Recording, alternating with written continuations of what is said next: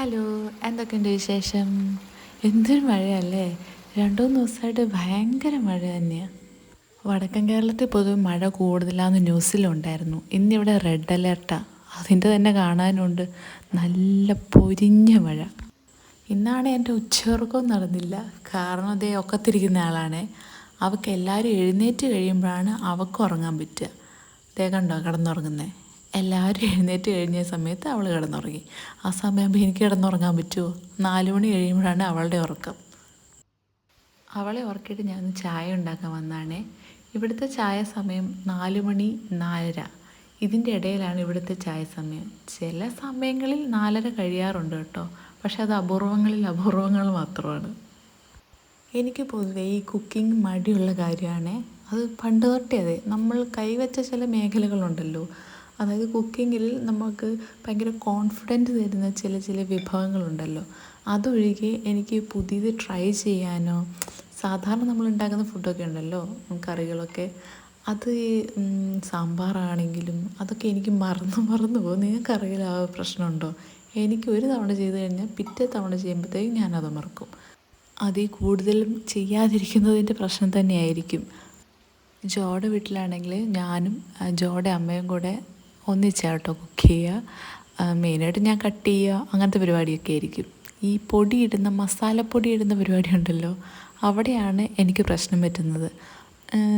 അതിൻ്റെ ഒരു അളവുണ്ടല്ലോ, അത് കറക്റ്റായില്ലെങ്കിൽ ആ ഒരു കാര്യത്തിൽ എനിക്ക് ഭയങ്കര ടെൻഷനാണ്. അപ്പോൾ ഞാൻ ആ പരിപാടി ചെയ്യുന്നത് ഒഴിവാക്കിയിട്ട് ബാക്കി എല്ലാ പരിപാടിയും ഞാൻ ചെയ്യും. ആ പരിപാടി മെയിനായിട്ടും ആരാണ് അവിടുത്തെ മെയിൻ ആൾക്കാർ, അവരെയാണ് ഏൽപ്പിക്കുക. അവിടെ ആകുമ്പം ജോയുടെ അമ്മേനെ ഏൽപ്പിക്കും, ഇവിടെ ആകുമ്പം മമ്മിയാണ് അതിൻ്റെ പരിപാടി. ചായ തീയെ വെച്ചപ്പോഴത്തേക്കും അടുത്തയാളെത്തി. അവനിപ്പോൾ ഉറക്കം കഴിഞ്ഞ് എഴുന്നേറ്റ് വന്നതാണ്. ഇന്നെന്താ അറിയില്ല, ഇത്തിരി താമസിച്ചു പോയി.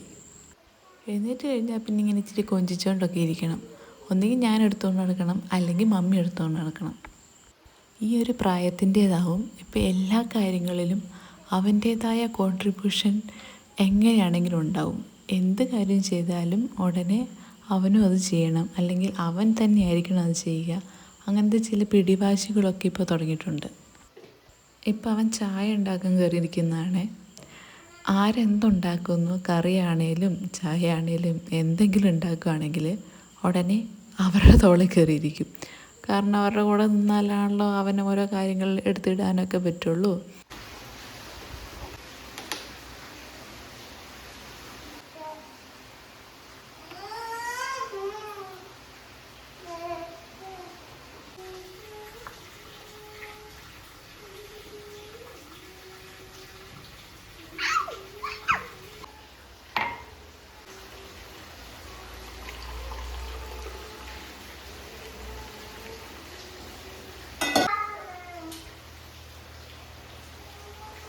അങ്ങനെ ചായ റെഡിയായിട്ടുണ്ട്. ഇനി ഒന്ന് ആസ്വദിച്ച് കുടിക്കട്ടെ. മഴയൊക്കെ കണ്ട് മഴയുടെ സൗണ്ട് കേട്ട് ചായ കുടിക്കട്ടെ.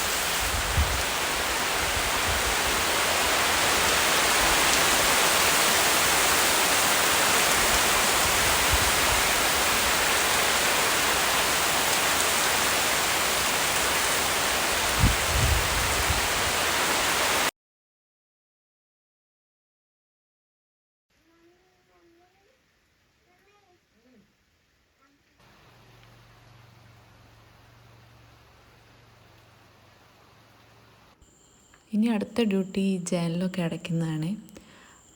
ഒരു 5 മണിയൊക്കെ കഴിയുമ്പോൾ തന്നെ ജനലൊക്കെ അടച്ചിടും. കാരണം കൊതുകിൻ്റെ ശല്യം ഭയങ്കരമാണ്. മഴയാണെങ്കിലും വെയിലാണെങ്കിലും ഈ ഭാഗത്ത് നല്ല കൊതുകാണ്. കാരണം നമ്മുടെ പറമ്പിൽ അങ്ങനെ ഒത്തിരി കാട് അങ്ങനെയൊന്നുമില്ല. പക്ഷെ തൊട്ടടുത്തൊരു പറമ്പുണ്ട്, അവരങ്ങനെ നോക്കാറൊന്നുമില്ല. അവിടെ നിന്നാണ് മെയിനായിട്ടും ഈ കൊതുക് വരുന്നത്. അവിടെ ഇങ്ങനെ വെള്ളമൊക്കെ കെട്ടി കിടന്നിട്ട് അങ്ങനെ നോക്കാത്തത് കൊണ്ട് നമുക്കൊന്നും ചെയ്യാൻ പറ്റില്ലല്ലോ.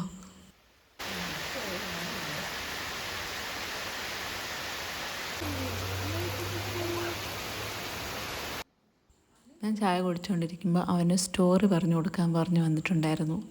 അപ്പോൾ ഞാൻ പറഞ്ഞു, ഞാൻ ഈ ചായ ഒന്ന് കുടിച്ച് കഴിഞ്ഞാൽ ആസ്വദിച്ച് കുടിച്ച് കഴിഞ്ഞിട്ട് പറഞ്ഞു തരാമെന്ന്. അപ്പോൾ എൻ്റെ പരിപാടിയെല്ലാം കഴിഞ്ഞപ്പോഴത്തേക്കും ഈ സ്റ്റോറി ബുക്ക് അങ്ങ് വായിച്ചു കൊടുക്കുകയാണ്. അവന് ഒരു 3-4 സ്റ്റോറി ബുക്കുണ്ട്. അപ്പോൾ ഏതെങ്കിലും ഇഷ്ടപ്പെട്ട് എടുത്തുകൊണ്ട് വരും. അപ്പോൾ ഞാനത് വായിച്ചു കൊടുക്കും.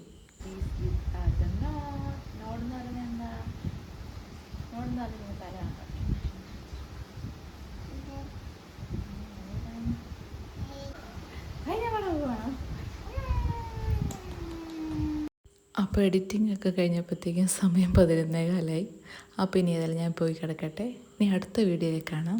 ബൈ.